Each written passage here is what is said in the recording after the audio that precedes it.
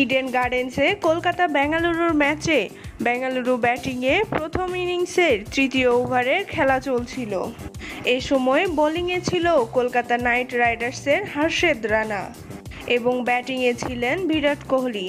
Royal Challengers বেঙ্গালুরুর opener batsman বিরাট কোহলিকে out করেছেন হর্ষেদ রানা। হর্ষেদ রানার lobby delivery বিরাট কোহলির ব্যাটে লেগে শূন্যে ভাসে বল, আর সেই বল তালুবন্দী করেছেন হর্ষেদ রানা নিজেই। বল অনেকটা কোমরের উপর দিয়ে গেছে।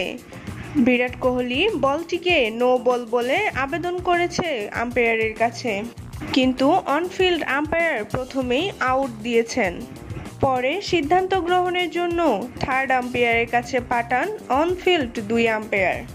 শুরুতেই নো বল কল না করায় আম্পায়ারের উপর ক্ষুব্ধ প্রতিক্রিয়া প্রকাশ করেছেন বিরাট কোহলি। পরে অবশ্য রিপ্লেতে দেখা গেল বিরাট কোহলি যখন ব্যাট দিয়ে বল স্পর্শ করছিলেন ওই সময়টাই তিনি ক্রিজের বাহিরে ছিলেন, যার জন্য কোমরের ওপর দিয়ে যাওয়া বলটিকেও নো বল ঘোষণা করা হয়নি। পরিষ্কার আউট। নিজের ভুলে আউট হতে হয়েছে বিরাট কোহলিকে। আউট হওয়ার পর দুই আম্পায়ারের ওপর মেজাজ হারাতে দেখা গেছে এই অধিনায়ককে। পরে সাইড বেঞ্চে বসে থেকেও আউট নিয়ে ক্ষুব্ধ প্রতিক্রিয়া জানিয়েছেন বিরাট। এমন আউট নিয়ে হতাশ হয়েছেন ভারতের সাবেক এই অধিনায়ক।